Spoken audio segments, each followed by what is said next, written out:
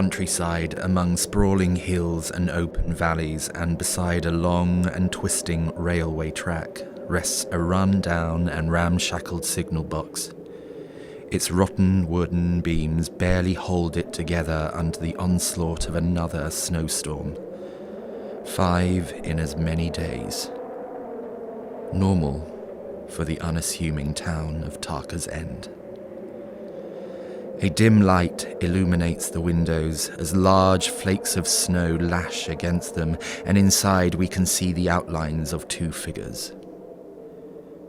Inside, as the cold wind howls, 2 middle-aged men, Stephen and Bruce, shiver, being kept warm only by the heat of an old electric heater.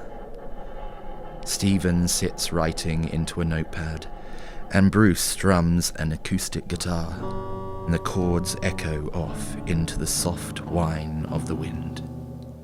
Is that a new song? No, it's an old one. Something I wrote a long time ago. That's good. Yeah. Maybe I'll bring it back into the set. I used to play it, but I dropped it a long time ago. I might put it back for the next gig. You should. It's still not going anywhere. Nowhere. You're kidding me, playing stuff like that. World's changed, man. I've sent out to record labels, agents, everyone. What about you? Huh? You not got anything published yet? No, not yet. Do you think there ever will be a yet? I don't know. I mean, what are we doing here? We've both been doing this for years, and we both haven't got anywhere. Are we at that point? What point is that? The point where it's all over, you know? Well, I mean, you're 45. I'm nearly 50. When is it over? When is it too late? Is it already too late? Have you given it your best? My best work? Yeah. Maybe. Maybe 10 years ago when I had a full band. You know, we really kicked it large. We rocked it, man. Do you remember that night at the Windsor Club? You were there. We got the headline there for one night. That was great. We rocked it. Yeah. And you? I did some of my best novels 10 years ago when I worked nights at the bottle factory. I'd stare out of the window at 4 a.m. and, you know, really be in the zone. What's to become of us? Is it too late for us to go back and start again? Surely life has something for us. The door blows open, and for a moment snow swirls into the small room. God damn it! It's a scary winter night. You want to hear a scary story? What's that? The Hobbs Hill Tunnel. Just up the tracks here. I heard 3 of our men disappeared there last week. Disappeared? How do you mean? No one knows what happened, and no one's allowed to say shit. Well, how do you know? I overheard Stevenson on the phone in his office. Shitting a brick he was. Said there was a crack deep in the tunnel wall, and the wall had opened up. He sent 3 men down there to investigate on Friday night. They went in the tunnel, and they never came out. Bullshit. God's honest. Get out of here. You've noticed Mavers, Powers and Badger have been off on sick leave all week, right? Yeah? Well, there you go. It was them. Sounds like something right out of your stories, doesn't it? So what was this crack they found in the tunnel? Supposedly 20 feet long. Starts on the ground and goes up all over the wall. Has opened up, a good 2 to 3 foot wide. And they went out to investigate and didn't come back out. That's what I overheard. It's all been kept quiet. Station 10. We need one of you to check out the points at Pine Junction. They're frozen solid. You think you could dig them out by 5 a.m, please? That's us. Oh, Station 10. Yeah, that's a Roger. It's my turn. Oh, shit. It's 3:30 in the morning. I've got to do some digging in this blizzard. Pine Junction? That's the other side of Hobbs Hill Tunnel as well. You're gonna cut through? Not at this time of night. It's another mile walk if you go the long way over the ridge. I know. This blizzard. Shit. It's okay. I'm going. Don't forget your radio. Thanks. Damn. Just when I was coming up with a new song. See you later. Bruce walks down the frozen steps of the signal box into the heavy blizzard. The cold wind pounds against his coat and he raises his collar, breathing into his already cold hands. He looks down the snow-covered train tracks, seeing them snake off into the darkness of the night.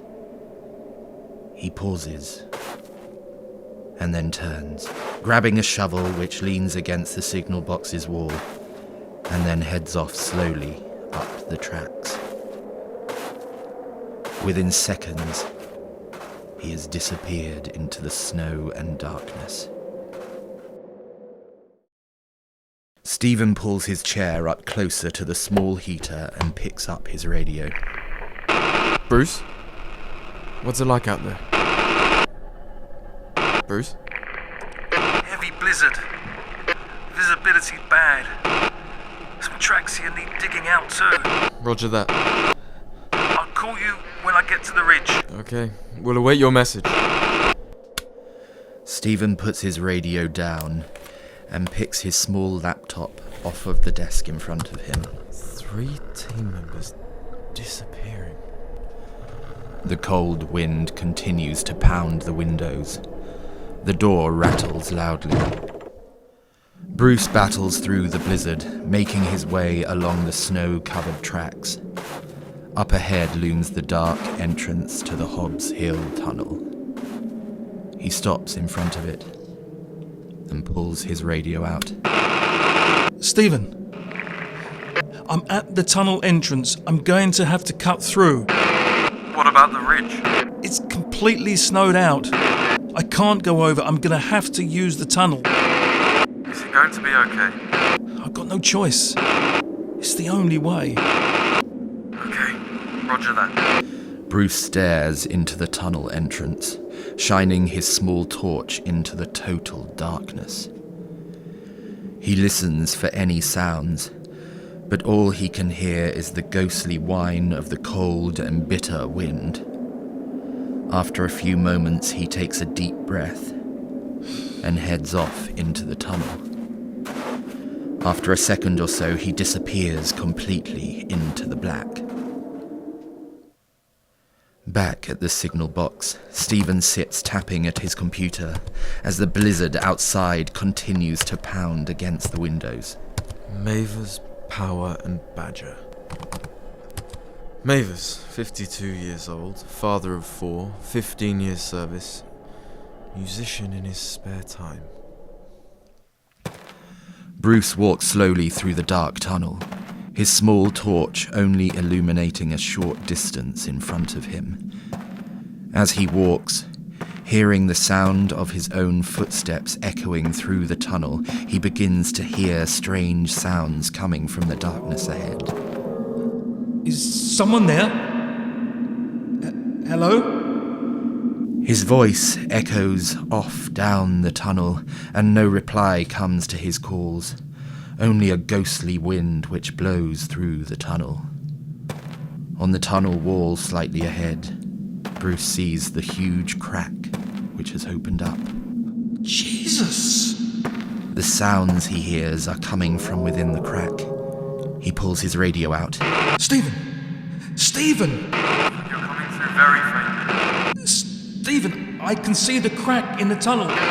It's huge! What's that, Bruce? I can't hear you. Stephen, it's huge! Oh my God, Stephen! There's something coming out! As Bruce shines his torch at the crack, 2 large slime-covered tentacles reach out, followed by a bigger and more darker shape. Stephen! Stephen! Before he can move, he is grabbed, and the slime-covered tentacles pull him back into the crack, where his screams disappear off into the darkness. His torch rolls across the ground, pointing right towards the dark crack, where now nothing can be seen. Stephen sits writing in his notepad, listening to the wind which still hasn't let up. He writes the last line of his new novel and takes a deep breath, collating all the loose pages together. I finally finished it. Stephen picks up his laptop and starts going over the names again of his missing co-workers. Powers, 10 years of service. Painter? Badger, 7 years service, part-time singer.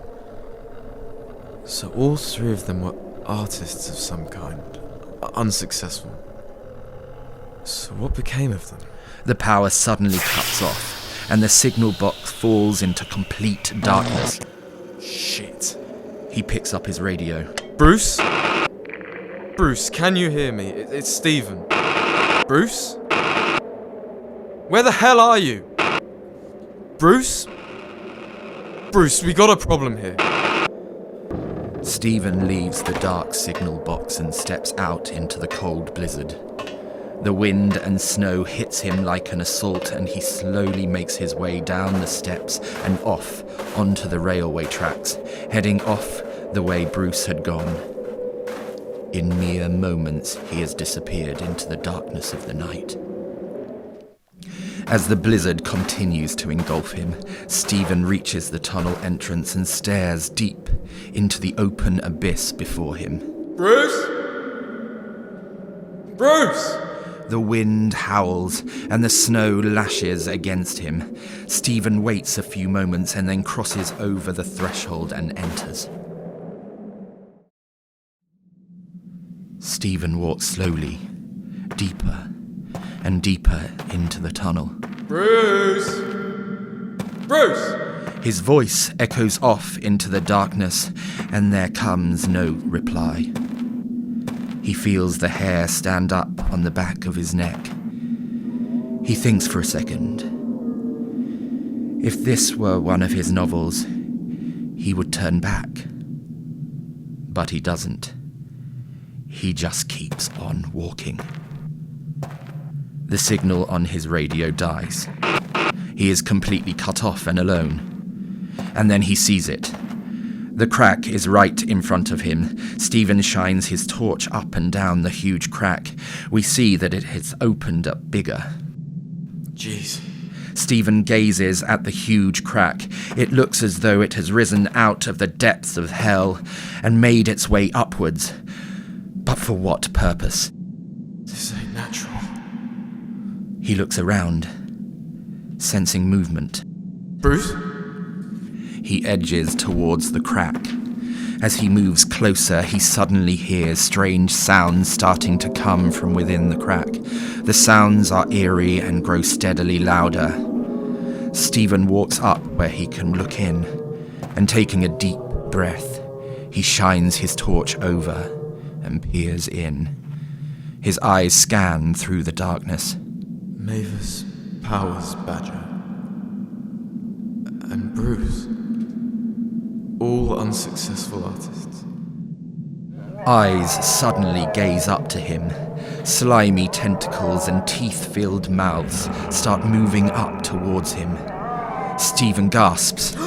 It is a horde of dark and slimy monsters, nightmares from hell, and they crawl, climb, and pull themselves towards the surface. Before he can move, a strange and troubling thought crosses Stephen's mind. So this is what becomes of us. He is suddenly grabbed by tentacles, claws, and sharp teeth, and his body is dragged into the dark crack.